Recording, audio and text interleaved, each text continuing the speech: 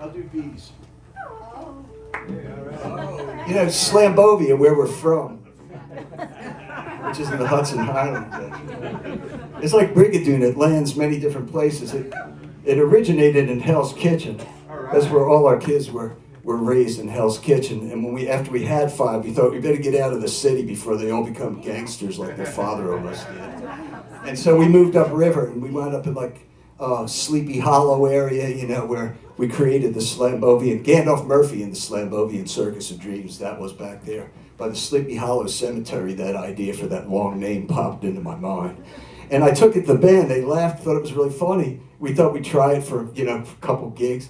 But it wound up getting us a lot of big festivals and stuff. You know, we sounded really big. Just a 4-piece, you know. So that was good. It got us tours of England and everything.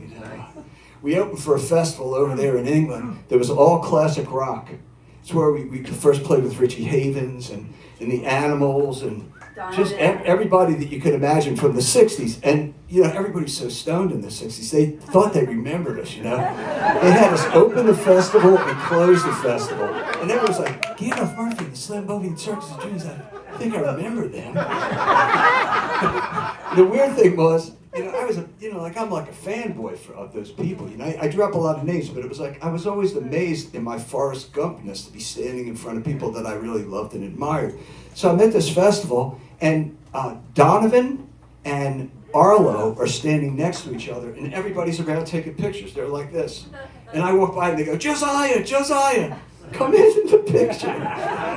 So I'm standing in the middle of Arlo and Donovan, and they're like, who the hell is this? Anyway, that was a tangent. I tell stories too long, so I'll have to make this thing short. When Slambovia landed in the Hudson Highlands, we were 2 blocks from Pete Seeger's house. We were really nervous about it because we knew that they were into all that environmental stuff. I don't know whether you know about that. And we knew he was going to rope us in. We didn't really care. We used to just throw our popsicle sticks right out the window of the car. We were free, carefree, you know. And Pete did. He asked us, we played the Strawberry Festival. Him and Country Joe McDonald, it was the first album I ever bought, invited us to play Pete's Strawberry Festival. So we did. And then we got invited to, you know, watermelon, corn, whatever we could do. A whole bunch of them. And then Pete just, like, really, everybody just knew we were a folk rock band. We were playing these things that sound like King Crimson, you know. So it was really good, you know. So we really owe it to Pete that we've been able to feed our 5 kids for 30 years, you know. It's really just a wonderful thing. Thank you, Pete. So we'll do this sing-along. So, but as soon as we became environmentalists, as soon as we became aware of the environmental situation and really started being in tune with it, the bee colonies collapsed. And everybody was freaking out because no scientist could figure out initially what it was. So I was really praying about what I might do to help the situation. And I got a revelation in a dream. The ghosts came to me and they said to me, hey, Joziah, if you don't mow your lawn, it might help the bee situation. I'm like, oh, that sounds like a good idea, you know? My kind of environmentalism. So I told Tink, and she let me not mow the lawn that summer. And when the grass got about this high and there were dandelions in it, I'm a city kid, I didn't know. And the dandelions were there, and monarch butterflies, and it seemed like hundreds of bees were in my yard. I thought I solved it. I better tell everybody about it. So the best way to do that is write a song, right? If it's got a good hook in it, then you can pass it around. And that, well, anyway. I started writing this song, you know, like in the yard, you know. Don't mow your lawn. And it wasn't working too good. Especially when I got to the hook. And then the ghost of John Lennon appeared in the beach chair right next to me in the high grass. And John said to me, he's talked to me many times. There's drugs for it, but I don't want to take them. And he said to me, I'll help you write the chorus. So he helped me write this chorus. So I'll show you the chorus that John and I wrote together. Once we wrote it and John and I started singing it, all the bees just became quiet. They were buzzing really loud and they became quiet. And they sent a little squadron of bees to talk to us, about 8 of them. And the one lead bee said to us, you know, we're going to reveal a secret to you and John that mankind has not known for thousands of years. If when you're meditating, instead of saying Om or one of those other kind of things, you know, the bee said you should just go. So John and I got in a full lotus position and we started doing it. It's like unbelievable. It's like 5 tabs of acid. So we'll buzz into this song together. If you have a designated driver, then you can do it full-heartedly. If not, wait till you get home. It's unbelievable. It's just unbelievable. So we'll buzz into the song, and then when I get to the, let me tune this real quick. I'm not a folk singer because I can't talk and tune at the same time. That always gives it away. Okay, when I go, I know where the bees have gone. You can sing this chorus that John and I wrote.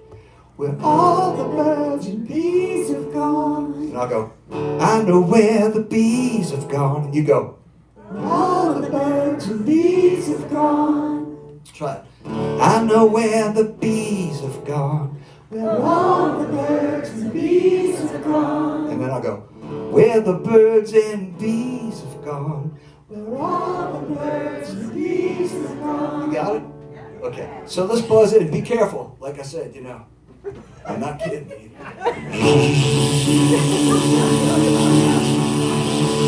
Rap, pop, time.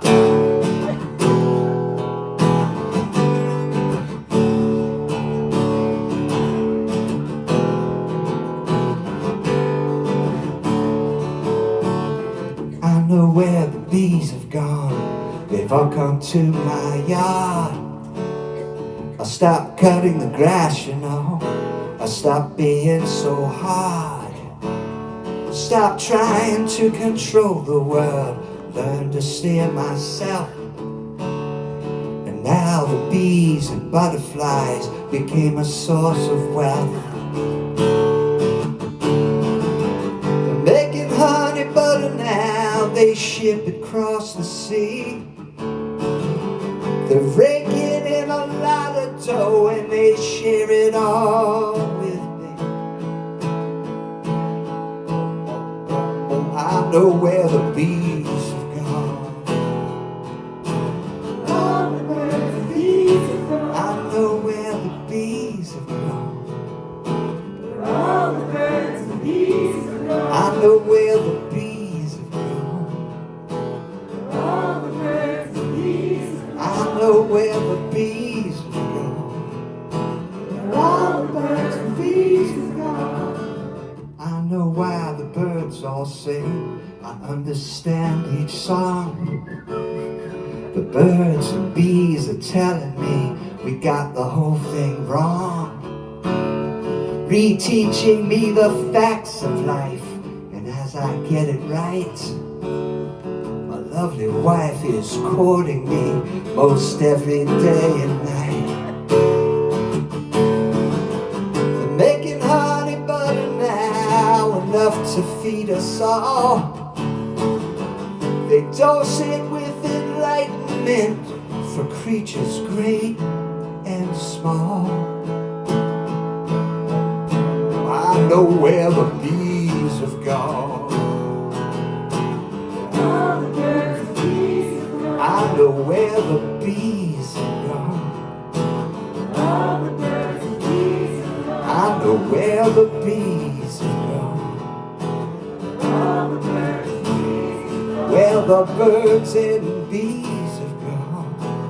All the birds and bees have gone. We bought some little beach chairs where we sit and shoot the breeze, encouraging the flowers and the animals and trees, and all the sad creation that eagerly awaits for the yank-tank doodle human race to find to get it straight.